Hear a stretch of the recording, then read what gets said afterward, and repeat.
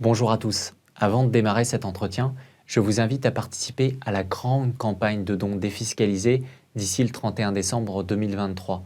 Livre Noir souhaite récolter près de 50 000 € pour créer un pôle enquête dédié à l'extrême gauche et à l'islamisme. Merci de votre soutien. Vous trouvez tous les détails en commentaire et n'hésitez pas également à vous rendre en kiosque pour vous procurer notre nouveau magazine Une terre, deux peuples. Bon entretien.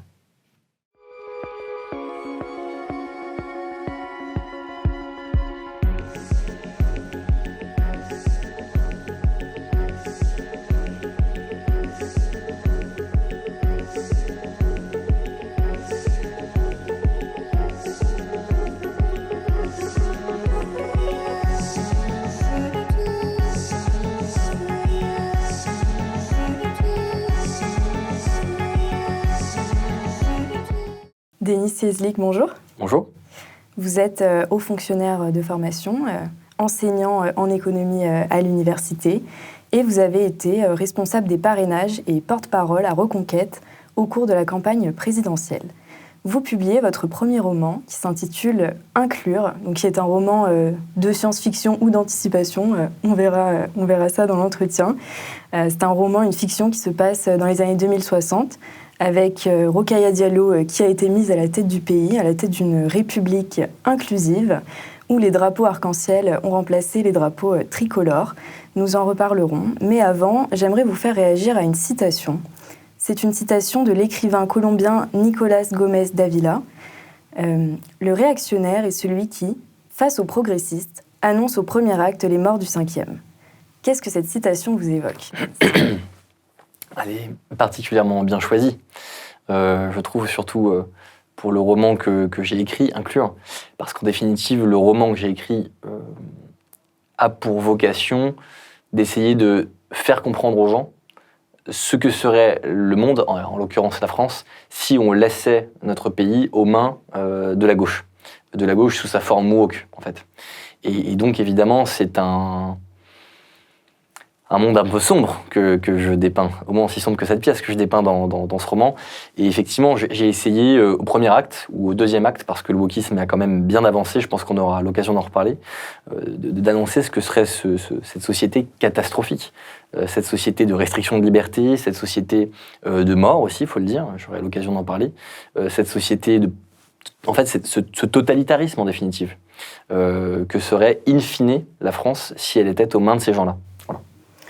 Justement, quand vous êtes mis à l'écriture de ce roman, dans quel état d'esprit vous étiez ? Est-ce que vous êtes vraiment dit « c'est ça qui peut arriver » ou est-ce que vous êtes dit qu'il y avait quand même une part d'imagination ? Est-ce que pour vous, c'est vraiment quelque chose qui est plausible ? En fait, je ne crois pas du tout que cette société-là, donc un gouvernement inclusif, woke, totalitaire, prendra vraiment le pouvoir en France. Je ne crois pas qu'un jour, ils auront le pouvoir. J'en serais très étonné parce qu'il y a trop de contradictions internes dans la gauche sous sa forme woke pour qu'elle puisse véritablement installer un régime comme celui-ci. Il y a la contradiction majeure de leur intersectionnalité complètement folle entre d'un côté le totalitarisme qui est issu de l'Occident malade, qui est le wokisme en définitive, et puis le totalitarisme islamique, qui est issu, en France en tout cas, de l'immigration massive, et qui en fait se contredisent complètement. J'apprends rien aux gens en leur disant qu'il y a une incompatibilité entre les minorités sexuelles et leur défense et le monde arabo-musulman qui, par essence, ne supporte pas ce qu'ils estiment, eux, être des déviances. Donc je pense que cette incompatibilité empêchera in fine, les woke de prendre vraiment le pouvoir. Pour autant, je trouvais ça intéressant d'essayer d'étudier véritablement en profondeur les ressorts de cette idéologie qui est bourrée de contradictions et de voir ce que ça pourrait donner si véritablement ils exerçaient le pouvoir. Et le tableau qui est dépeint, il est plutôt très sombre en définitive. Donc je ne crois pas du tout qu'ils auront le pouvoir, encore que je pense que Mélenchon peut gagner pour diverses raisons. La première, c'est qu'il se fonde sur un électorat musulman, il essaie de fidéliser son électorat musulman. 70% des musulmans qui ont voté en 2022, je le rappelle, ont voté pour Jean-Luc Mélenchon. C'est un score qui devrait alerter. On devrait se poser la question du vote communautaire. Je regarde par exemple le vote catholique. Bon, il y a une surreprésentation du vote Zemmour. C'est vrai que les catholiques ont voté à 14% pour Zemmour, alors que Zemmour a fait 7% au national. Bon, c'est une surreprésentation. Mais 70%. 70% des musulmans qui votent pour Jean-Luc Mélenchon. C'est la preuve d'un vote communautaire. C'est la preuve d'une volonté de Jean-Luc Mélenchon de marcher sur ses deux jambes, sur d'un côté la jambe de l'Occident malade et de son totalitarisme intrinsèque, le wokisme, et sa seconde jambe qui est l'islam et les musulmans.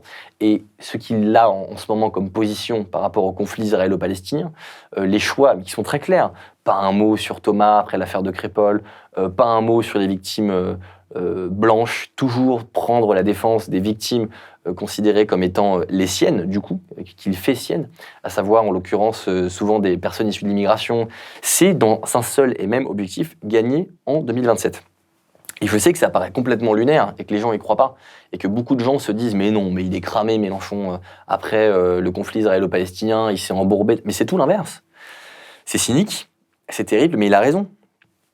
Politiquement, il a parfaitement raison, parce qu'il va non seulement réussir à élargir cette base de musulmans qui votent pour lui, puisque beaucoup de musulmans ne sont pas allés voter, et il les pousse au vote, en prenant des positions comme celle-ci, et puis les 400 000 voix qui lui manquaient en 2022 pour accéder au second tour, il les aura, parce qu'il y a beaucoup de jeunes musulmans qui, en 5 ans, seront devenus majeurs, il y a beaucoup de jeunes musulmans ou de musulmans qui auront été naturalisés, il y a des gens qui continuent à entrer, 500 000 par an, dont certains, nombreux, sont issus du Maghreb ou d'Afrique subsaharienne. Donc il a parfaitement compris ça, et de ce fait, il peut parfaitement arriver au second tour.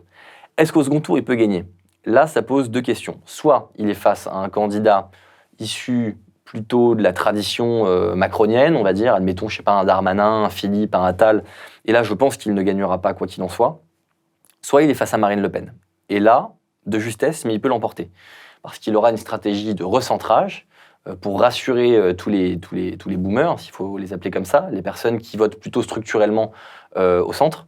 Et s'il réussit à se recentrer, si les médias nous refont le coup d'Oradour-sur-Glane, le fascisme, le nazisme, que j'essaie de décrire d'ailleurs dans Inclure, j'essaie de montrer comme les médias sont particulièrement friands d'exagération pour disqualifier immédiatement un parti qu'ils estiment ne pas être le bon ou être idéologiquement dangereux. Et donc s'il se recentre et qu'en parallèle vous avez ce travail médiatique, au second tour face à Marine Le Pen, il pourrait l'emporter, de justesse, mais il pourrait l'emporter. Donc voilà, j'ai été un peu long, mais pour répondre à votre question, je dirais que non, je ne crois pas qu'ils auront le temps d'établir un régime comme celui que je décris dans Inclure, et je pense qu'on va en parler un peu plus en longueur et en profondeur, parce qu'il y a trop de contradictions internes. Mais oui, je pense que ça pourrait, sur un malentendu, sur un accident, ça pourrait les conduire à l'emporter, par exemple, en 2027, sans pour autant qu'ils ne puissent avoir suffisamment de latitude pour instaurer un régime inclusif comme celui-ci. Voilà.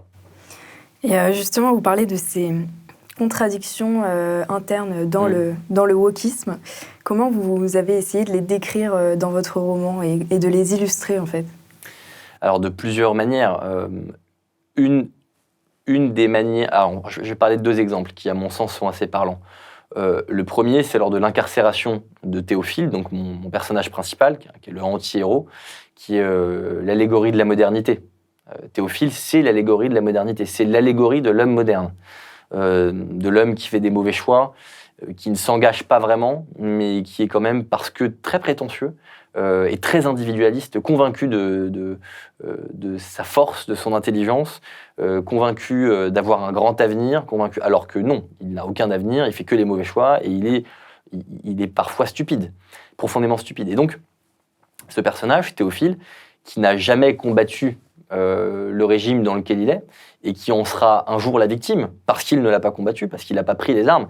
Et il y a derrière un message aussi que je veux faire passer modestement de ma petite position aux gens, c'est de dire les petites compromissions que vous laissez passer tous les jours à cette idéologie, qui est certes minoritaire sur le plan quantitatif. Je pense que l'immense majorité des Français ne sont pas woke, mais qui est archi majoritaire sur les plans de l'élite. Et sur les plans de la domination et des leaders d'opinion. Puisque quand vous allez dans les grandes entreprises, je ne vais pas citer de noms parce que je ne veux pas les mettre mal à l'aise, mais moi j'ai des amis proches qui travaillent dans des grandes entreprises où les séminaires sont toujours sur comment vous pouvez être plus inclusif, comment vous pouvez mettre plus en avant des personnes de couleur, des personnes issues de la minorité. Enfin, ça n'est que ça dans les grandes entreprises. On a dans le même temps, dans le milieu du cinéma, des gens qui essaye de faire passer des messages qui surreprésentent de manière tout à fait disproportionnée dans le cinéma des minorités sexuelles, ethniques, etc. Vous avez dans les grandes écoles, moi je suis diplômé de Sciences Po Strasbourg, j'ai fait un IEP qui regroupe un peu, si vous voulez, les gens qui se répandront dans les différentes sphères de pouvoir, que ce soit médiatique, politique, financière, même dans l'avocature. Et tous ces gens-là sont gangrénés par cette idéologie, mais alors à un point que les gens n'imaginent pas. J'ai quelques anecdotes d'ailleurs de ce point de vue-là. Moi, j'avais organisé à Sciences Po, j'étais président du BDE à l'époque, j'avais organisé un gala. Et dans le cadre de la communication du gala, il y avait un moment où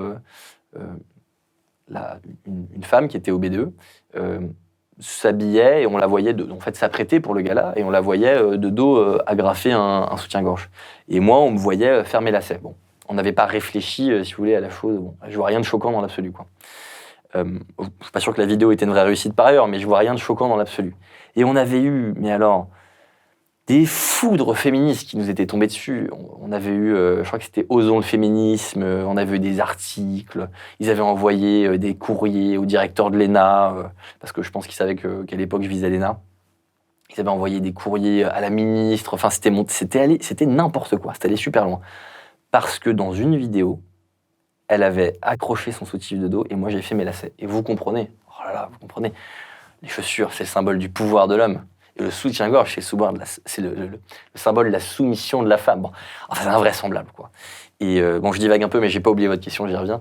Je pense aussi à cet intellectuel, ce sociologue, pour vous dire que ce truc est sans fin et que leurs contradictions sont sans fin.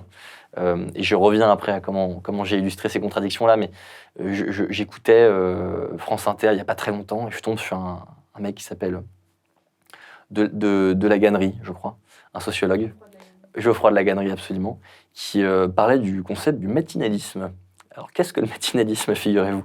Eh bien, c'est ce fascisme intellectuel qui conduit les familles et ceux qui ont des enfants à être habitués à se lever tôt et donc à imposer des réunions tôt le matin au bureau, alors que ceux qui sont célibataires et qui n'ont pas d'enfants et qui ne sont pas contraints de se lever tôt, eh bien, pourraient faire la grasse matinée et donc si on en suit le matinalisme, et donc ce phénomène sociologique, il y a des gens qui ont quand même des bourses de recherche, et qui ont pas, parce que là j'en souris, mais c'est quand même nos impôts qui financent parfois ces recherches-là, c'est hallucinant.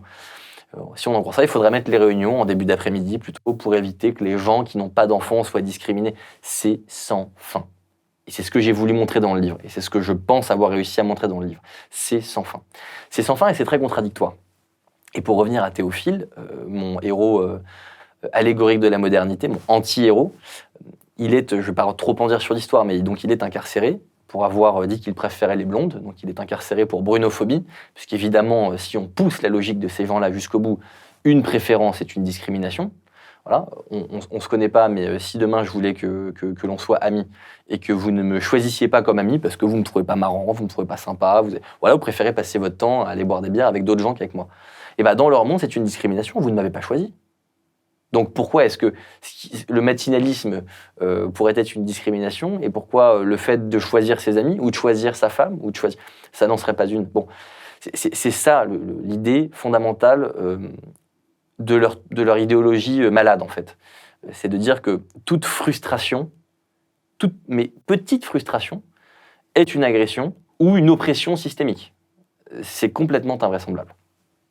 Et donc Théophile est incarcéré dans une cellule avec un co-détenu qui s'appelle Karim, qui est quelqu'un de plutôt malin d'ailleurs, plutôt assez intelligent, qui lui est là parce qu'il est professeur d'histoire et il a dit, quand il parlait de l'Ancien Régime, parce qu'évidemment le Nouveau Régime a complètement transformé le récit historique pour que ça puisse coïncider avec la République inclusive qui a été instaurée. Et donc ce musulman, Karim, qui est professeur d'histoire, dit à ses élèves que dans l'Ancien Régime, on maltraitait les LGBT. Et donc, il finit en prison pour avoir dissimulé, pour avoir passé sous silence tout un tas de minorités, parce qu'il ne faut pas dire LGBT, il faut dire LGBT, QQIA, PK, etc., BC2FG, etc. Et donc, il se retrouve incarcéré lui aussi, dans la même cellule que Théophile. Et Théophile, qui peut être pris par la solitude, peut-être pris aussi par la déprime de l'incarcération, voilà, ressent une forme d'attrait pour Karim et un soir, après avoir un peu bu, puisque l'alcool est autorisé pour les personnes alcooliques, pour ne pas que l'État ait des comportements alcoolicophobes au sein même de ces établissements. Donc il y a le droit pour les alcooliques à boire une bouteille par semaine dans le roman. Et donc pris un peu par l'alcool, par tout ça, il essaie d'embrasser Karim. Et Karim le tabasse en fait, tabac parce que pour lui c'est invraisemblable. Ça reste quelqu'un qui est issu d'une culture patriarcale, traditionnelle, dans lequel on n'essaye pas d'embrasser ses potes en fait. Et donc Karim le passe à tabac alors que depuis le début leur relation est plutôt très sympathique. Très affectueuse même, c'est vraiment des copains quoi, ils passent leur temps ensemble, ils refont le monde, et quand il essaie de franchir ce pas-là, il se fait tabasser. Et donc, pourquoi je donne cet exemple? Parce que je trouve qu'il est très révélateur de ce qui est la plus grande contradiction en réalité de cette intersectionnalité de zinzin, c'est cette incompatibilité entre ces deux totalitarismes dont je parlais tout à l'heure. Parce qu'on parle beaucoup du conflit, et c'est normal d'ailleurs, israélo-palestinien en ce moment. Bon, à Tel Aviv, il y a l'une des plus grandes gay pride du monde. On aime, on n'aime pas, il y a l'une des plus grandes gay pride du monde. Bon, essayez de faire une gay pride en vous mettant en talons aiguilles et en dansant sur des chars à Gaza. Je pense que l'espérance de vie avant de se prendre une rafale, elle est de 6 secondes, en fait, avant de se faire tirer dessus avec Kalachnikov. Donc, c'est très étonnant de voir tout ce beau monde prendre la défense des Palestiniens, et parfois même on a l'impression du Hamas, alors même que le Hamas n'a qu'une seule idée en tête, à la fin, comme tous les islamistes, c'est d'imposer l'islam partout, et l'islam partout, c'est pas la gay pride. Voilà. Et ces gens-là l'ont pas compris, je crois. Premier exemple. Et le deuxième exemple, c'est, je vais aller plus vite sur le second, c'est à la fin du livre, en fait, complètement dépassé par cette incompatibilité, la République inclusive, donc dirigée par Madame Diallo, finit par accorder un État aux musulmans, et en fait, elle leur accorde un califat en Seine-Saint-Denis, là où ils sont, dont la capitale est Saint-Denis, qui est évidemment rebaptisée. Et donc, cet État-là commence à devenir hostile, et à la fin du livre, on sent venir une guerre, on sent poindre un conflit militaire entre les deux, parce que, et c'est aussi un révélateur d'une réelle contradiction entre ces deux alliés de fait pour l'instant, mais qui ne le resteront pas longtemps, je pense, un couple d'homosexuels du califat, donc à Saint-Denis, est surpris en plein ébat dans la rue. Et donc l'un arrive à s'échapper et fuit en France. Et la République inclusive lui accorde l'asile, parce qu'il risque la peine de mort dans le califat. Et le califat demande son extradition pour pouvoir le juger. Ce que refuse la République inclusive, qui veut protéger évidemment les minorités. Et à la fin, tout cela finit en quasi-conflit armé. En tout cas, on sent qu'on s'en rapproche. Et évidemment, on n'a plus les moyens de se défendre, parce que l'armée est certes devenue très inclusive, avec une belle représentation de transsexuels, avec des hommes, des femmes qui sont à 50-50, mais plus d'avions de chasse parce que c'est trop polluant. Et puis, donc voilà, ces deux exemples qui, à mon sens, montrent bien cette contradiction. Donc en fait, si on suit un peu ce raisonnement dans cette intersectionnalité, à la fin, c'est toujours le pouvoir islamique, entre guillemets, qui gagnerait sur les woke, puisqu'ils ont une faiblesse, ils ont une faiblesse qui leur appartient, qui leur empêcherait de prendre le dessus, in fine, selon vous? Ce qui est certain, c'est que dans ces deux totalitarismes, le totalitarisme woke, le totalitarisme islamique, l'un des deux a une conception de la violence toute différente, qui, de fait, s'il décidait d'en faire usage, le conduirait à l'emporter. Parce que dans ce bas monde, à la fin, la violence physique prédomine. Ce qui n'est pas une bonne nouvelle. Pas toujours une bonne nouvelle. Mais enfin, c'est comme ça. Et donc, oui, je pense qu'entre les deux, effectivement, les woke se feront bouffer dans cette intersectionnalité par les musulmans. J'en suis absolument convaincu. Et il y a autre chose que vous décrivez dans votre livre, c'est lorsque justement Rokhaya Diallo est élue, donc elle est élue présidente de la République. Bon, déjà, pourquoi vous avez choisi Rokhaya Diallo comme figure présidentielle dans cette fiction? J'ai choisi Rokhaya Diallo parce que je trouve que, ça peut vous paraître étonnant, elle a deux grandes caractéristiques. La première, c'est qu'elle est plutôt à la bonne intersection, je trouve, de toutes les formes de wokisme. Elle est décoloniale, mais elle est très portée sur le féminisme. Elle est aussi dans une forme de défense des musulmans. Enfin voilà, elle est à l'intersection précisément de tout ça dans sa défense de son idéologie. Et puis, je trouve que c'est la moins stupide. Je le dis un peu brutalement, mais Sandrine Rousseau, elle a quelque chose d'un peu pathologique, pathologiquement ridicule. C'était pas crédible de mettre Sandrine Rousseau à la tête de la France. Alors, c'est pas crédible de mettre Rokhaya Diallo à la tête de la France, pour plein de raisons, et notamment sur le plan des idées. Mais je trouve que la personne de Rokhaya Diallo défend plutôt bien son idéologie. Je trouve qu'elle est plutôt crédible, en fait. Sur un plateau, elle se défend bien, elle arrive à structurer ses idées, sa pensée. Alors, elle dit n'importe quoi, parce que je suis pas d'accord avec ce qu'elle dit pour un sou. Mais elle le dit bien.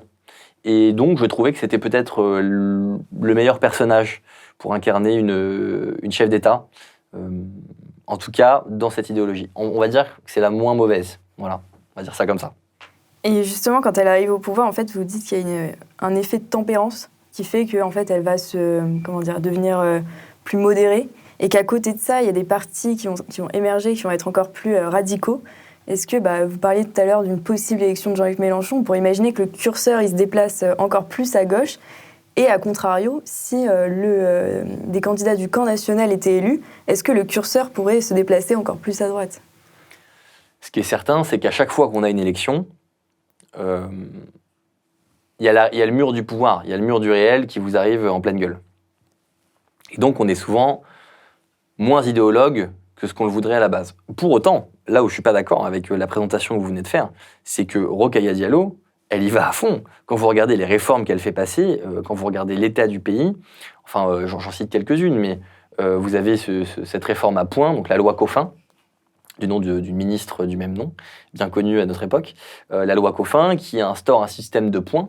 Et plus vous êtes minoritaire, plus vous appartenez à une minorité, qui en fait dans leur monde devient majoritaire, mais plus vous appartenez à une minorité, par exemple sexuelle, religieuse, ethnique, plus vous avez des points, et inversement. Et plus vous avez des points, plus vous avez la possibilité d'avoir accès à un certain nombre de postes, etc. Donc en fait, on est dans l'étape d'après les quotas, parce que les quotas, ça ne suffit pas. On est dans l'étape d'après les quotas.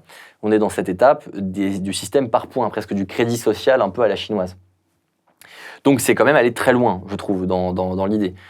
On a aussi, par exemple, des réformes sur les rapports sexuels. Donc il faut signer des attestations de consentement avant chaque rapport sexuel. Ce qui d'ailleurs donne lieu à une scène dont on parlera peut-être tout à l'heure, en prison, qui est assez violente, assez brutale, mais qui représente bien l'absurdité de ce système d'attestation. Les enfants choisissent à 10 ans leur genre. Et avant ça, ils n'ont pas le droit d'être genrés. On ne peut pas dire il ou elle à un gamin avant l'âge de choix d'appartenance qui est fixé à 10 ans.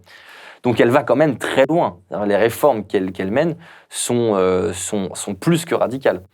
Pour autant, à chaque fois qu'il y a une élection, le balancier politique se transforme. Et je pense que si Jean-Luc Mélenchon venait à gagner, il y aurait bien sûr une partie plus à gauche qui dirait Jean-Luc Mélenchon ne va pas assez loin. Et donc là, au cas d'espèce, c'est l'Union internationale intersectionnelle qui est plus à gauche que le parti inclusif au pouvoir et qui dit mais non, en fait, c'est 10 ans, c'est trop tard. Il ne faut pas que ce soit à 10 ans que les gamins choisissent, en fait. C'est quasiment à la naissance il faut que les gamins choisissent. Et puis ils disent mais il faut supprimer les prisons. Il faut supprimer les prisons. Pourquoi il y a des prisons encore? Et Rokhaya Diallo, on est bien obligé quand même, si on veut que les intolérants soient punis, d'avoir des prisons. Et donc, évidemment, il y a ce basculement-là. Quant à dire que si demain, par exemple, Marine Le Pen arrivait à être au pouvoir, il y aurait des gens qui lui diraient non, c'est pas assez, il faut aller plus loin, mais bien sûr. Et peut-être aurait-il raison d'ailleurs. Et pour justement illustrer ces contradictions du wokisme, vous avez quand même pris le parti de l'humour tout au long du livre pour justement mettre en lumière des absurdités. Pourquoi vous avez choisi ce côté quand même drôle, léger, et même si bien sûr il y a des scènes qui sont choquantes, pourquoi le parti pris de l'humour? Pour plusieurs raisons. Déjà parce que je pense que le wokisme, il faut s'en moquer, il faut en rire. C'est quand même du grand n'importe quoi. Ce que je vous ai raconté tout à l'heure avec le matinélisme, on a le droit d'en rire quand même. C'est ridicule. Ils sont ridicules, ces gens-là. Donc je voulais vraiment que ça transpire, quoi. Je voulais qu'on se marre. Je voulais qu'on se marre du wokisme. Et de ce point de vue-là, c'est vrai que le retour que j'ai semble indiquer que les gens se marrent plutôt en lisant mon livre, donc j'en suis content. Mais l'autre grande raison, c'est qu'ils n'ont pas d'humour. Ils n'ont pas d'humour. Et moi, je m'en suis rendu compte il y a quelques années. J'étais avec des amis de Sciences Po à l'époque. On était partis en week-end et j'avais fait une blague peu potache, un humour noir, quoi. Mais que je trouvais marrante. En tout cas, moi, ça m'avait fait marrer. Et alors, eux, pas du tout. Mais c'était pas parce que la blague n'était pas drôle. Je pense que la vanne aurait fait rire n'importe quel Français normalement constitué. Encore que je suis pas toujours marrant, mais là, au cas d'espace, c'était le cas. Mais c'est parce qu'elle était problématique. Il me disait, mais en fait, c'est problématique. Tu ne peux pas rire de ça. Il y a des sujets interdits. Il y a de l'humour interdit. D'ailleurs, dans mon livre, il y a de l'humour interdit. On ne peut pas rire de tout. Et je trouve que ce cruel manque d'humour de la part de la gauche sous sa forme woke est sans doute ce qui les caractérise le plus, en fait. Parce que l'humour, c'est la France. L'humour, c'est la France. L'humour, c'est Voltaire. L'humour, c'est Charlie. L'humour, c'est... Il faut rire. Et eux, ils sont complètement dépourvus de cela, parce qu'ils voient le rire comme une autre forme de possibilité vexatoire, comme une autre forme de possibilité discriminatoire. Et moi, je dis non, il faut qu'on se marre, quoi. C'est aussi ce qui nous distingue d'eux. Nous, l'immense majorité des gens, ce qui nous distingue de ces gens-là, c'est qu'on est marrant. C'est qu'on ose rire de tout cela. Et donc, j'ai voulu que le livre soit marrant et qu'on parle du wokisme sous la forme de l'humour pour ces raisons-là. Et à plus forte raison parce que la gauche, en fait, je la connais plutôt bien. Moi, j'ai été de gauche. Je fus dans des temps immémoriaux de gauche. Je me considérais de gauche. J'ai même eu de la sympathie pour Jean-Luc Mélenchon par le passé. Bon, puis après, quand j'ai passé la vingtaine, j'ai commencé à lire un peu, à m'enseigner. Puis j'ai pris moi aussi le mur du réel plusieurs fois en pleine tête. Il y a eu des rencontres, des fréquentations. Et puis je me suis lentement droitisé, en fait, à partir de là jusqu'à aujourd'hui. Et c'est en voyant aussi à quel point il y avait une forme d'intolérance, quoi, aux idées qui ne sont pas les leurs, et une forme d'absence complète de capacité à rire déjà de soi, très difficile, et à rire de la situation, à rire des autres, à rire du débat, que je me suis rendu compte de tout cela. Donc en fait, je comprends très bien, si vous voulez, leur mécanisme, parce que j'y ai moi-même souscrit un temps. Et je les comprends tellement bien que je suis capable de les analyser. En fait, il y a soit on rentre dans un schème de pensée qui convient bien parce que ça rentre dans cette idée que les minorités sont oppressées, qu'il faut défendre les minorités, qu'il faut essayer de combattre un État raciste. Soit ça rentre dedans, ça rentre dans la case super, et puis on fait rentrer ça dans le narratif. Soit ça ne rentre pas dedans, et dans ce cas-là, on refuse de le voir. Dans ce cas-là, on considère que ça n'existe pas, que c'est une invention de l'extrême droite, que sais-je encore, et que ça n'existe pas. Et que c'est un phénomène qui, par essence, est un phénomène inventé, ou extrapolé, ou récupéré, mais en tout cas, qui n'est pas en soi digne des intérêts. Et donc, tout cela, je crois, amène à une conclusion très simple, c'est que la gauche tue. Et c'est peut-être un peu brutal de le dire comme ça, mais la gauche tue. D'abord sur le plan, évidemment, figuratif. Dans son sens figuré, la gauche tue parce qu'elle tue le débat, parce qu'elle tue les oppositions, parce qu'elle tue la démocratie, parce qu'en fait, la gauche n'est pas démocrate. Ça la gonfle, la gauche, la démocratie. C'est pas son truc. Ils se font démocrates, ils se font défenseurs du peuple, mais ils sont pas démocrates pour un sou, d'ailleurs. Regardez, moi, j'ai fait la campagne d'Éric Zemmour. Pendant la campagne d'Éric Zemmour, il n'avait de cesse que de vouloir interdire nos meetings, interdire nos idées, de refuser nos débats. Moi, il y a déjà des porte-paroles de gauche qui ont refusé de me serrer la main. Enfin, c'est ça leur vision du truc. Bah, nous, si vous voulez, on est un peu plus démocrates. On estime qu'il y a des idées différentes, et puis on débat, et puis les gens choisissent. Et puis d'ailleurs, ils ne nous ont pas choisi, puis on accepte le résultat. Voilà. Ça, c'est être démocrate. Voilà. Eux ne le sont pas. Eux ne le sont pas du tout, pour le coup. Donc voilà, je ne sais plus quelle était votre question à la base, je me suis un peu emmêlé les pinceaux, vous disiez. C'était sur l'humour, mais je crois que vous avez bien répondu. Et est-ce que vous avez dit que vous avez justement eu un passé de gauche, est-ce que vous avez justement fait preuve de cette intolérance dont vous parlez, ou c'est en la voyant que vous vous en êtes éloigné plutôt ? C'est une bonne question, il faudrait que je replonge dans le Denis Cieślik d'il y a 10 ans. Je crois pas quand même avoir été aussi intolérant. Et puis on était avant la vague, vous savez, la grande vague en fait, qui jusqu'en 2018 a commencé à renverser un peu toute la gauche avec MeToo, avec justement en fait l'introduction du wokisme en Europe et en France en particulier, dans les universités, etc. Donc bon, je crois pas quand même avoir fait preuve d'une telle intolérance, mais enfin, si je dois être un peu honnête, force est de constater que j'ai quand même, je pense, eu des réflexes qui aujourd'hui me scandaliseraient.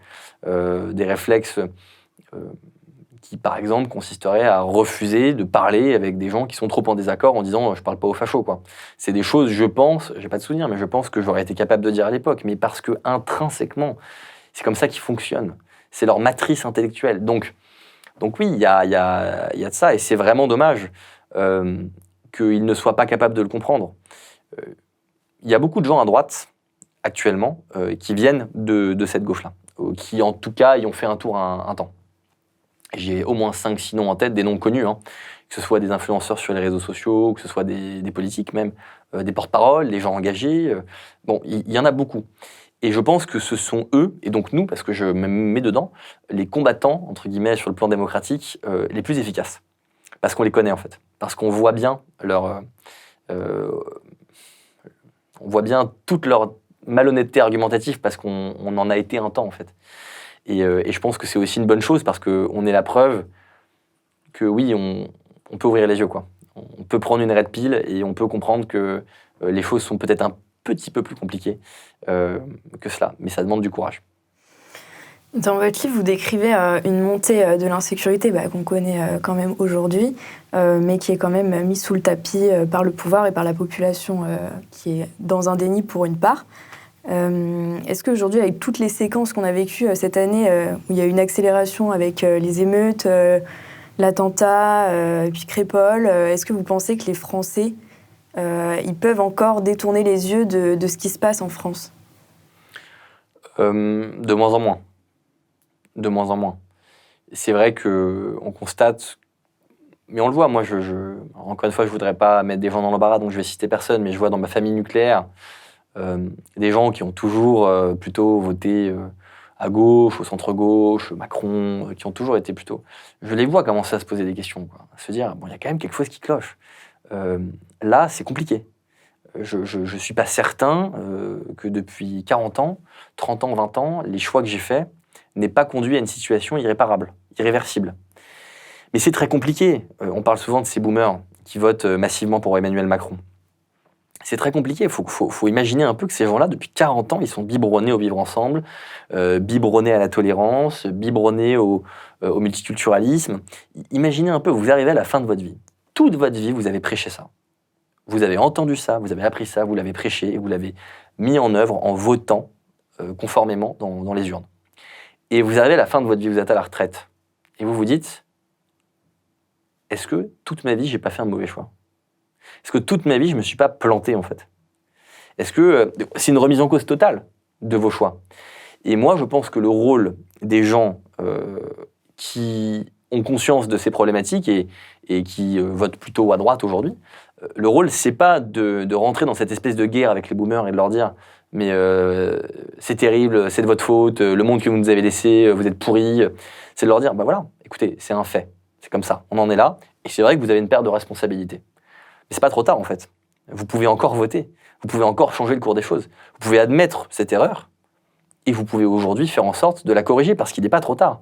Et donc, plutôt que de rentrer dans ce conflit générationnel sans fin, où en fait on leur en voudrait, il faut essayer, parce que beaucoup, contrairement à ce qu'on pourrait croire, beaucoup sont en train de prendre conscience que les choses changent. Et c'est dur de ne pas en prendre conscience. Enfin, on a tous les 3 jours des gamins qui se font assassiner par des racailles, on a des attentats déjoués tous les 2 jours, on a des émeutes, enfin, c'est très dur de ne pas le voir. Et donc moi, je crois vraiment qu'il faut essayer, parce que c'est notre seule chance de survivre, en fait. C'est notre seule chance de sauver ce pays. C'est les 15 millions de boomers qui votent. Donc on a besoin d'eux, on ne gagnera pas sans eux. Donc refusons cette guerre générationnelle et disons-leur, ok, papa, maman, papi, mamie, vous avez peut-être fait des erreurs, vous avez peut-être mal voté. C'est vrai qu'on vous doit en partie cette situation, parce qu'il ne faut pas se mentir, c'est la vérité. Mais aujourd'hui, c'est pas grave, vous pouvez encore changer d'avis.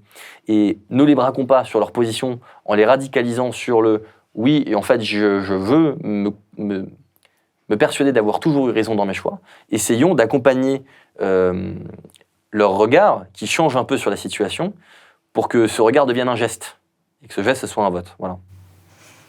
C'est vrai qu'il y a un peu une tendance parfois accusatoire à droite. Qui, me semble-t-il, n'est pas optimale du point de vue de la victoire idéologique qui doit être la nôtre pour sauver ce pays. Et le héros de votre roman, Théophile, donc lui, il va avoir aussi une vie politique. Il va s'engager dans la présidentielle. Vous-même, vous avez été à Reconquête, vous avez été candidat aux législatives. Est-ce que, justement, cette expérience vous a inspiré dans tout ce qui est politique interne que vous évoquez dans votre roman ? Oui, bien sûr. La vie intérieure d'un parti politique dans une campagne présidentielle, c'est un truc qui est absolument fascinant.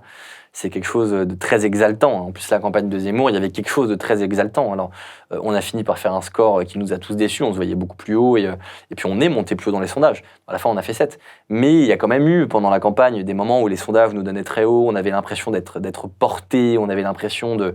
Donc oui, bien sûr, c'est inspiré absolument de ce que j'ai vu à Reconquête, de l'intérieur en fait de la machine politique de Reconquête. En plus, j'avais la chance d'avoir un poste qui me permettait d'être plutôt en contact avec le candidat, d'être plutôt dans les instances, etc. Donc j'ai vu ces choses-là et c'était très intéressant de m'en inspirer pour mon livre. Mais ce qui m'a plus encore inspiré, c'est le rapport des médias par rapport à Reconquête pendant la présidentielle, que je n'ai fait en fait que transposer pour le parti réactionnaire, qui d'ailleurs, c'est amusant, dans le livre... Ils ont presque accepté qu'on les appelle les réactionnaires. Alors qu'en fait, quand on regarde un peu dans le bouquin, c'est des macronistes centre-droit qui disent juste est-ce qu'on peut arrêter cette folie woke qui nous mène vraiment dans le mur ? Est-ce qu'on peut juste revenir à des bases un peu plus normales ? Les types ne sont pas des fascistes, ne sont pas des racistes, ne sont pas des réactionnaires, sont des modérés. Mais en comparaison, puisqu'on en parlait tout à l'heure, il y a eu cette bascule politique qui fait que le centre de la vie politique maintenant, c'est le parti inclusif. Donc à droite, on les considère comme des réactionnaires, et à gauche, il y a encore plus à gauche. Et donc moi, j'ai vraiment voulu montrer aussi qu'ils ont accepté de se faire appeler les réactionnaires, comme parfois on accepte un peu trop de se faire appeler d'extrême droite. Mais non, on n'est pas d'extrême droite. Enfin, faut arrêter. C'est pas parce qu'on trouve qu'on paye trop d'impôts et qu'il y a trop d'immigration qu'on est d'extrême droite. Ça, c'est une volonté de l'ennemi ou de l'adversaire politique de nous qualifier politiquement pour nous disqualifier. Et si on l'accepte, mais on est mort. Donc ne l'acceptons pas. Non, je ne suis pas d'extrême droite. Voilà. Et eux, les réactionnaires, dans le livre, ont accepté un peu docilement de se faire appeler les réactionnaires par la presse, par leurs opposants politiques. Donc c'est aussi pour alerter là-dessus. Et par rapport à la presse, moi, il y a un truc que j'ai vraiment perçu et qui m'a marqué, parce que j'étais porte-parole. Alors, j'ai pas fait autant de plateaux que d'autres, mais j'en ai fait quelques-uns quand même. J'ai fait pas mal de BFM, de CNews, de France Info, d'Europe 1. Enfin, j'ai fait quelques plateaux quand même. Et il y a cette faculté que la presse a à fasciser et à démolir qui elle souhaite en un claquement de doigts. Je donne un exemple très simple. Éric Zemmour boit un verre d'eau. Vous avez un éditorialiste d'une sombre chaîne d'information qui va dire « Ah, Éric Zemmour boit un verre d'eau. Vous savez qui d'autre buvait de l'eau ? Hitler. Comme par hasard. » Non mais j'exagère, mais c'est presque ça. Moi, il y a un nombre de polémiques sur Éric Zemmour qu'aujourd'hui encore, je ne comprends pas. La polémique sur les enfants handicapés, on est en novembre-décembre 2023, je ne l'ai toujours pas comprise. Voilà. Et ça prend, et ça fonctionne. Et en fait, on crée du bruit pour qu'une petite musique s'installe qui, in fine, est efficace. Finit par fonctionner, parce que les gens n'ont pas le temps, en fait. Les gens, ils bossent 10 heures par jour, ils rentrent chez eux, ils n'ont pas le temps de s'intéresser en détail. Donc, ils vont entendre cette petite musique et finir par avoir peur. Donc, c'est redoutablement efficace.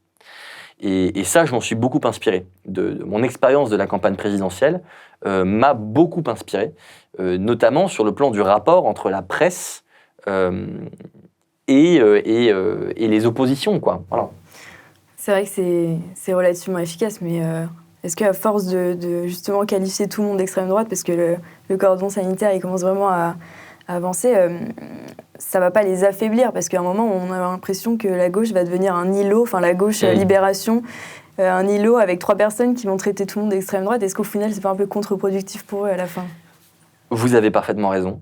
Je pense que ça devient grossier et ridicule, mais ça tient encore. Et ça tiendra encore un peu. Sauf à ce que le contexte soit celui que je vous ai raconté tout à l'heure, dans l'hypothèse où il y a un second tour Mélenchon-Le Pen, où là, peut-être que ça ne tiendra pas. Peut-être que Le Pen gagnera. Mais ça tient encore. Donc ce narratif, parce qu'on oublie toujours l'épaisseur du présent. C'est un truc, et dans ma courte vie, j'ai pas encore 30 ans, dans ma courte vie, je m'en suis quand même rendu compte, on oublie l'importance de l'épaisseur du présent. il y aura pendant les prochaines années des sondages qui vont donner Le Pen en tête au premier tour et à 61% au deuxième tour. J'exagère, mais à 55% ou à 51 ou 52% au second tour, victorieuse. Et on va dire, ah là, c'est le moment où ça va commencer à céder, etc. Et on va avoir une forme d'euphorie, parce que nos idées l'emportent, ce serait pas un mal, quoi. En tout cas, les idées qui sont les miennes, j'entends. Alors, je préférerais, à titre personnel, que ce soit Éric Zemmour, parce que j'ai plus d'affinité. Mais en tout cas, on peut pas ne pas se réjouir que des gens de notre camp, du camp national, l'emportent. Et puis, arrivera le fameux moment, qui aura été sondé pendant des années, et Le Pen ne sera pas élu présidente de la République. Ou n'importe qui d'autre pour défendre ces idées-là. Je rappelle quand même que Marine Le Pen a été donnée à 49% au second tour face à Emmanuel Macron, un peu avant le premier tour. Elle fait finalement 41%. Pourquoi ? Parce qu'entre-temps, c'est redevenu la fille spirituelle de Benito Mussolini, en fait. Elle est redevenue fasciste. C'est un mélange entre Hitler et Mao, en fait. Et donc, les gens, cette petite musique dont je vous parle, cette même petite musique qui finit par fonctionner, par faire peur, est très efficace. Et donc, cette épaisseur du présent fait que, ok, peut-être qu'à l'instant T, on sonde l'opinion après Crépol, face à Macron, Le Pen gagne, d'accord. Et puis ensuite, vous allez avoir cette fascisation massive des médias qui va venir, par cette épaisseur du présent, réduire à néant les espoirs de victoire. Donc, vous avez raison. À force de traiter tout le monde d'extrême droite, ça en devient ridicule, et plus personne ne le croit vraiment. Mais c'est quand même encore efficace. Le barrage au fascisme est encore efficace. Et puis, on rappellera à Marine Le Pen qu'elle est la fille de son père. Et puis, on reparlera des dérapages de Jean-Marie Le Pen, dont Marine Le Pen n'est pas tributaire. Enfin, elle n'est pas son père, elle s'est même séparée de son père dans son parti. Mais on lui rappellera. On lui dira le détail de l'histoire, du rafour crématoire, ça, voilà, la fille, tel père, telle fille. Voilà. Et puis, on dira que le fascisme aura d'or sur glane, que les nazis... Et à la fin, ça fonctionnera. Alors, ça ne fonctionnera pas éternellement. Je pense qu'un jour, on gagnera. Mais ça fonctionnera encore un peu. Parce qu'il faut imaginer que ça fait 40, 50 ans qu'on fonctionne sur cette matrice. Et on ne change pas du jour au lendemain de matrice, en fait. Voilà, ça ne marche pas comme ça, malheureusement. Mais d'ailleurs, dans votre livre, ce qui est un peu de plus effrayant, c'est justement de voir à quel point tout le monde s'adapte au nouveau système. Même des gens qui ont connu l'ancien régime, comme on dit dans le livre. Vous pensez que ça, c'est crédible, qu'en fait, les gens peuvent vraiment se laisser influencer de cette manière ? Malheureusement, oui. Malheureusement, oui. Il faut une génération pour reconditionner un mental. Donc, je pense que oui. Et d'ailleurs, le wokisme, ça c'est presque impossible de le dire tellement c'est évident, est un fascisme, est un totalitarisme, au moins sur le plan intellectuel, mais je pense même au-delà. Le wokisme a intrinsèquement une volonté de réécrire l'histoire. C'est pas un hasard s'ils ont voulu déboulonner les statues de Colbert hier, de Gaulle demain, s'ils ont voulu arracher des panneaux de noms de rue pour y mettre des noms de femmes parfaitement inconnues. Il y a une volonté de réécrire l'histoire pour qu'elle soit conforme au présent. C'est une pulsion d'ailleurs qui a toujours existé. Tous les régimes ont voulu se placer dans un continuum historique qui les légitimait. C'est presque normal. Mais les woke le font d'une manière grossière. C'est-à-dire qu'il y a un roman national, on peut l'entendre, il faut quand même créer une forme de cohésion dans le peuple. Qu'il y ait une volonté de démolir jusqu'au fait, jusqu'au factuel, pour réécrire une histoire différente, c'est encore autre chose. On peut interpréter l'histoire pour servir une idée. Je ne crois pas qu'on puisse détruire l'histoire et l'effacer complètement comme si elle n'avait pas existé pour en construire une nouvelle. C'est d'ailleurs toute leur idée de la déconstruction. On déconstruit nos êtres, on déconstruit nos schèmes de pensée, on déconstruit notre histoire. C'est, je crois, profondément totalitaire. Ouais. Vous abordez aussi le sujet de l'euthanasie. Donc, dans votre fiction, l'euthanasie, elle est légalisée. Bon, c'est peut-être pas si fictionnel que ça, parce qu'on va peut-être y arriver. Et en plus, elle est réservée aux personnes qui se sont bien comportées. Enfin, c'est un peu comme une sorte de récompense. Enfin, pourquoi est-ce que... Enfin, c'est assez cynique comme histoire. Cynique. Et pourquoi vous avez décidé de raconter ça ? Parce que la mort est tellement banalisée dans une société comme celle-ci qui, en fait, n'attache pas beaucoup d'importance à la vie, en définitive. La mort est tellement banalisée qu'elle peut être une issue comme une autre à un problème. Et donc, on peut l'accorder comme une forme de récompense à des gens qui n'auraient pas de casier judiciaire, qui n'auraient pas été discriminants. Et il y a un moment où mon personnage principal pense sérieusement au suicide, et il n'y a pas droit. Il n'y a pas droit parce qu'il est condamné, ou en tout cas, il est accusé. Et donc, les gens qui se sont montrés discriminants n'ont pas le droit de mourir, ce qui est une forme d'inversion étonnante, parce que dans notre histoire, la peine de mort, c'était plutôt la sanction. Et dans une société comme celle-ci, ça pourrait être la récompense. Donc, c'est pour montrer aussi la grande différence entre le monde auquel nous aspirons et le monde qu'ils nous promettent.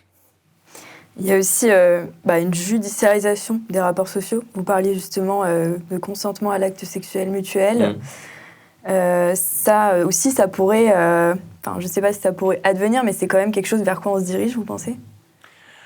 Je ne sais pas si on s'y dirige. En tout cas, je sais que c'est là où beaucoup des élites wokisées, notamment dans les IEP, dans certaines écoles de commerce, dans certaines universités, dans certaines grandes écoles en général, veulent nous conduire.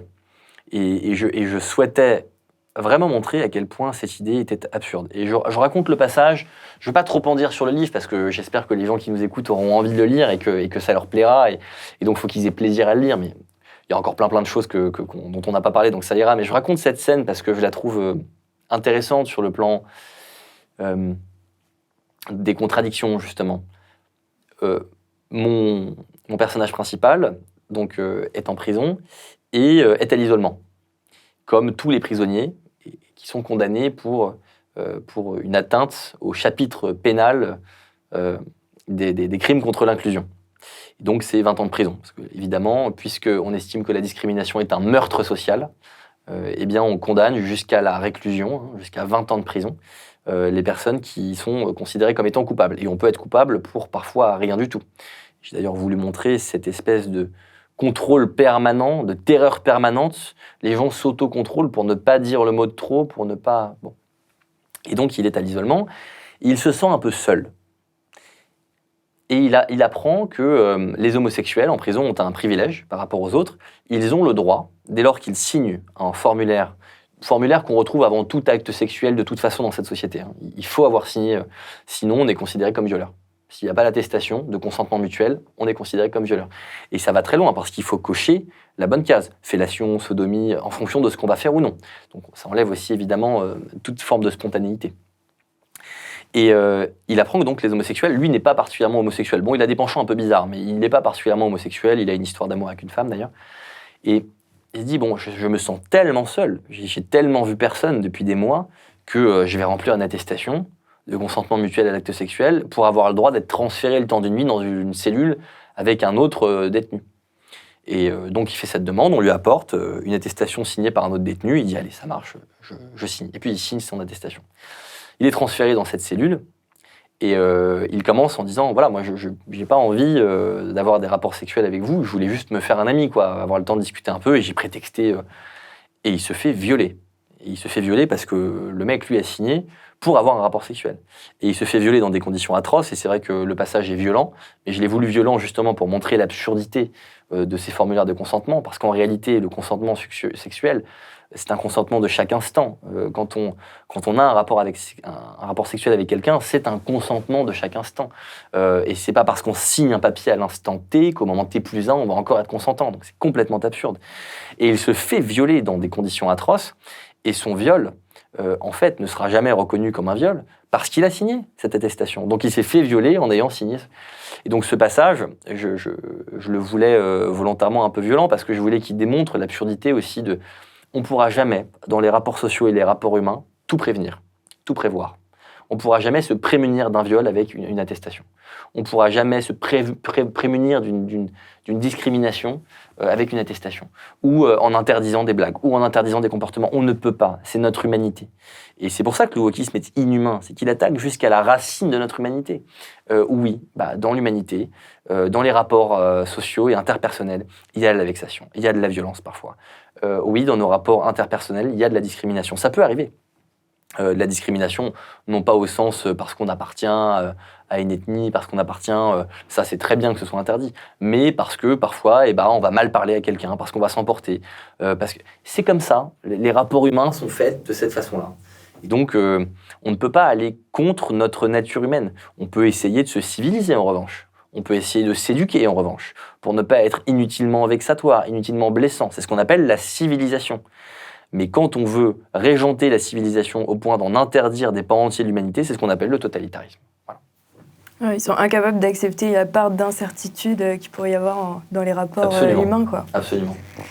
Et vous parliez aussi tout à l'heure des compromissions de chacun envers le totalitarisme woke. C'est aussi un mot que reprend Philippe de Villiers dans la préface qu'il a fait de votre roman. Qu'est-ce que ça vous a fait d'avoir, qu'est-ce que ça représente pour vous d'avoir eu cette préface par Philippe de Villiers? C'est un immense honneur. C'est un immense honneur parce que moi, Philippe de Villiers, alors lui ne me connaissait pas, mais moi je le connais depuis que je suis tout petit. Je le voyais à la télé, je l'entendais parler, je connaissais son nom, je connaissais le Puy du Fou. J'étais allé au Puy du Fou d'ailleurs assez jeune. Donc si on m'avait dit il y a quelques années que déjà je le connaîtrais personnellement et qu'il me fait l'honneur de préfacer mon livre, je pense que je n'y aurais pas cru une seule seconde. Donc c'est un immense honneur pour la personne qu'il est. Pour la carrière qui a été la sienne, c'est quand même quelqu'un qui a... Enfin, l'histoire de Philippe de Villiers, c'est quand même aussi une success story, quoi. Philippe de Villiers, c'est l'homme qui a créé le Puy du Fou, meilleur parc d'attractions du monde, reconnu comme tel, qui est à l'origine du Vendée Globe, qui a pris un des départements les plus pauvres avec le plus de chômage en France, qui en a fait un des départements avec le plus faible taux de chômage en France. C'est un ancien secrétaire d'État, et puis surtout, c'est un homme de conviction, Philippe de Villiers. C'est quelqu'un qui est droit dans ses bottes depuis le début. Et j'ai revu un passage de 1995, 96 peut-être. Donc on est plus de 20 ans avant la folie woke, ou 20 ans avant la folie woke, où il prévient de cela, où il prévient un peu comme un prophète, quoi, de ce qui pourrait advenir. Et en substance, on entend qu'il parle d'une forme de ce qui pourrait devenir le wokisme plus tard. Donc moi, j'ai beaucoup de respect et d'admiration pour lui. Je le remercie encore à nouveau d'avoir fait la préface de ce livre, parce que je pense qu'il l'a apprécié et qu'il l'a fait parce qu'il a précisément plutôt bien aimé sa lecture. Et puis en plus, Philippe de Villiers, c'est quelqu'un que j'ai connu personnellement. Pendant la campagne présidentielle avec Éric Zemmour, on était amenés à passer beaucoup de temps ensemble parce qu'on cherchait à démarcher des maires. Et donc il appelait, il a pas compté ses heures, hein. Il appelait des maires directement pour essayer d'avoir des signatures. Et je l'ai vu très impliqué. Et donc il y a cette espèce de je sais pas comment dire ça, de géant, mais en version palpable. Parce que je passais parfois des journées, des après-midi avec Philippe de Villiers, qui pour moi est un grand monsieur de la Ve République, qui était à côté de moi, avec qui on rigolait, parce que c'est quelqu'un qui est profondément sympa aussi, qui est très drôle, qui est bon vivant, qui est très intelligent. Donc voilà, je tarie pas d'éloges, mais parce que je dis ce que je pense, quoi. Vraiment, c'est ce que je pense de lui, et donc qu'il soit mon préfacier est pour moi un grand honneur.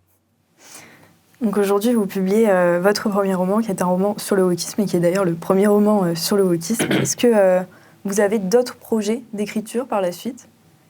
Oui, tout à fait. D'ailleurs, si je suis tout à fait honnête, j'ai quasiment terminé mon deuxième roman, voilà, qui ne parle pas du tout de la même chose. Je ne sais pas si je ferai une suite à inclure. Il y a matière à faire une suite, mais j'ai l'impression quand même d'avoir dit ce que j'avais à dire, donc j'ai pas particulièrement envie d'écrire un tome 2. Pour l'instant, en tout cas, après ça pourra peut-être changer, mais oui, j'ai bien l'intention de continuer à écrire, parce que j'aime beaucoup ça. Et puis, il y a quelque chose, c'est une forme d'exutoire aussi, l'écriture. C'est une vraie forme d'exutoire d'écrire. Et il y a quelque chose d'assez fabuleux. Je pense que tous ceux qui ont un jour écrit quelque chose comprendront ce que je veux dire, mais quand on écrit et qu'on est lu, et même si on est lu que par une seule personne, si cette personne qui nous lit a aimé, ou qu'on a produit des émotions, ou qu'on a produit des réflexions chez cette personne, quelque chose d'assez fabuleux, quoi. On a le sentiment d'avoir modifié le réel, on a le sentiment d'avoir été utile. Et donc je pense que le combat gramscien, la bataille culturelle, elle doit aussi passer par là. Modestement, hein, je ne sais pas si mon livre va être un grand carton ou un bide absolu, j'en sais rien, on verra. Mais en tout cas, ce qui est certain, c'est que moi, j'ai vraiment envie de continuer à me battre pour mes idées, pour mes convictions. Et ça passe par beaucoup de plans, mais je pense que ça doit passer aussi par la bataille culturelle, la bataille gramscienne. Vous savez, quand on défend les idées qu'on défend, je pense, et c'est l'une des morales de cette histoire, je pense qu'il faut beaucoup de courage. Et je pense que le courage, il n'en faut pas qu'à ceux qui sont sur le front, sur les plateaux, à défendre ces idées-là et à essayer de représenter ce que les gens pensent tout bas pour la plupart. Je pense qu'il en faut à tout le monde, il ne faut rien laisser passer. On parlait à l'instant de Philippe de Villiers. Philippe de Villiers a une phrase dans la préface que je trouve absolument géniale, qui est « Des petites compromissions de chacun viendra le malheur de tous ». Et j'en suis convaincu. Et Théophile, c'est ça. C'est plein de petites compromissions. Il laisse passer. Il ne se bat pas contre ce régime parce que fondamentalement, il n'en a pas l'énergie et puis ce régime ne le dérange pas plus que ça, il fait avec. Il fait un peu plus attention, mais il fait avec. Et à la fin, il est la victime broyée par ce régime. Et donc, c'est une allégorie de ce que tout un chacun doit veiller à ne pas faire. Il ne faut pas qu'on soit des théophiles. Il ne faut pas qu'on laisse les choses se dérouler. Il ne faut pas qu'on laisse passer parce qu'au fond, on peut vivre avec, on fait gaffe, mais on peut vivre avec. Parce qu'à la fin, on sera broyé par ce système. Et donc, il faut du courage. Mais modestement, et je suis très loin d'être le seul à avoir ce courage. Je veux dire, même les gens qui sont les tractés pour Zemmour, pour Le Pen, c'est des gens courageux qui font preuve de ce courage-là, parce qu'ils décident de s'engager. Quand vous devez assumer le poids de la bien-pensance et du système qui vous tombe dessus en vous disant qu'en fait, vous êtes inacceptable, vous êtes nauséabond, malodorant, vous avez tout le champ lexical de la maladie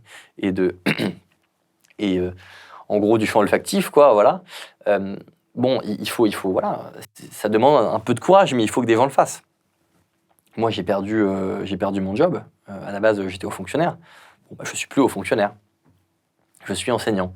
Alors, je suis toujours haut fonctionnaire sur liste d'aptitudes, mais enfin, je n'exerce pas, pour le moment en tout cas, je n'exerce pas, parce qu'on m'a bien fait comprendre que, voilà, c'était compliqué.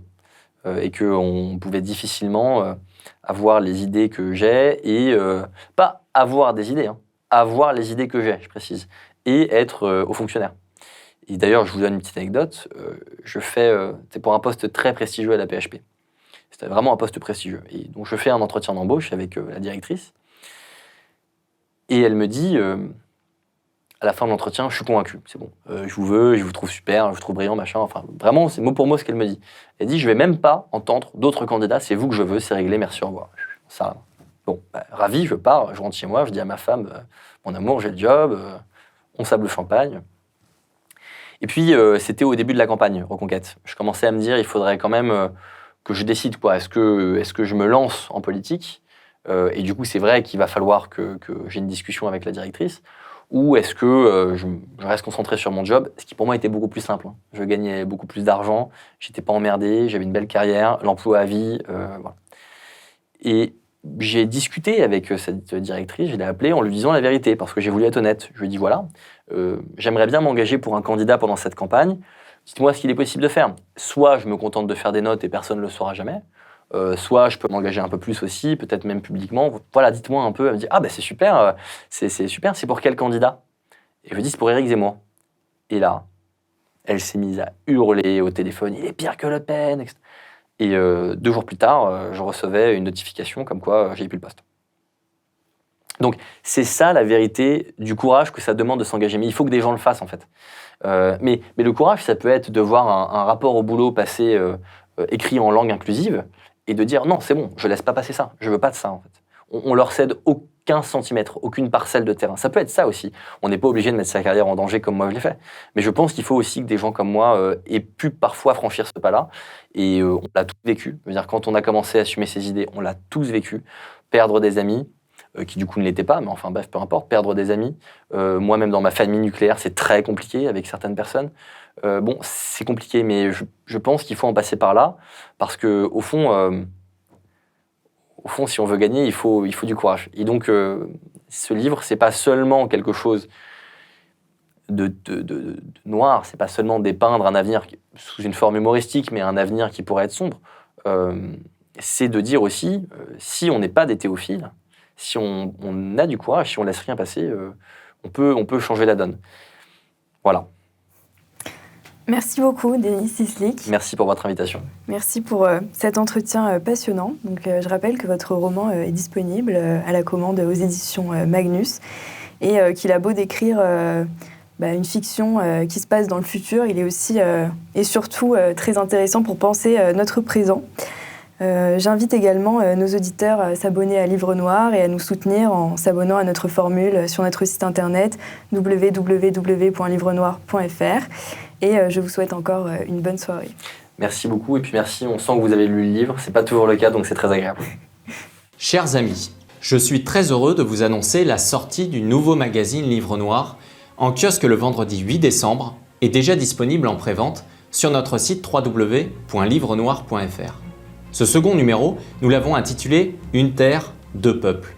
Il nous a conduit à mener des enquêtes dans les cités de Marseille, au cœur du trafic de drogue et des zones de non-droit, dans la prison des Baumettes, où sont enfermés les principaux caïds, à Londres, au cœur des manifestations pro-Palestine, avec ses prières de rue et ses marches au cri d'Allah Akbar, en Israël, près de la bande de Gaza ou en Arménie, tous deux confrontés à une nouvelle guerre de civilisation, également sur les routes de la drogue, d'Anvers et les bouleversements démographiques qui bouleversent l'Europe et la France, de Cologne à Roubaix, en passant par la Cité de la Monnaie, à Morand-sur-Isère.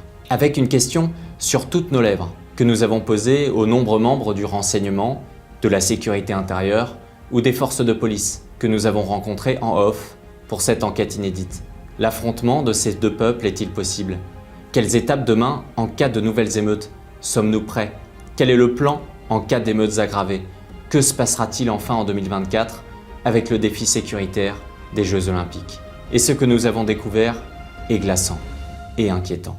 Depuis les émeutes de juin dernier, la France a basculé dans une nouvelle phase de violence. Avec les pillages, la haine anti-police, la France a découvert que le mal ne rongeait plus uniquement les banlieues du 93 ou de Marseille, mais touchait désormais de nombreuses petites villes, réparties sur l'ensemble du territoire. Les cités ne sont plus en vase clos, elles s'exportent désormais dans les villages environnants, dans une perspective de conquête de territoire, comme nous l'avons malheureusement vu cette semaine. Fruit de 40 années d'immigration massive, notre société a produit de jeunes racailles issus de l'immigration de 16, 17, 18 ans de nationalité française, qui faisaient de la haine anti-France un moteur. Cette haine, cette deuxième société, a causé de nombreux morts, dont celle plus récente de Thomas, frappé dans le petit village de Crépol par une bande de jeunes de cité comme on dit. Aujourd'hui, sur une terre, il y a désormais deux peuples. Alors qu'ils n'ont pour certains connu que la terre de France, ils refusent d'avoir les mêmes martyrs. Alors qu'ils enterrent leurs morts sur le même sol que nous, ils veulent leur propre cimetière. Il y a un peuple qui pleure sa petite sœur assassinée, ses bébés attaqués au couteau, sa fille traînée sous une voiture, ses professeurs égorgés. Il y en a un autre qui pleure son petit ange, ces jeunes des quartiers, ces victimes du racisme. Qui parmi nous eut une larme pour Ziad Ebouna? Qui parmi eux en eut une pour Lola? Alors pour nous soutenir et recevoir votre magazine chez vous, la veille de sa parution en kiosque, je vous invite d'ores et déjà à commander ce numéro exceptionnel en ligne sur notre site www.livrenoir.fr. Merci à tous de votre soutien. On espère que ce numéro vous plaira. À très bientôt.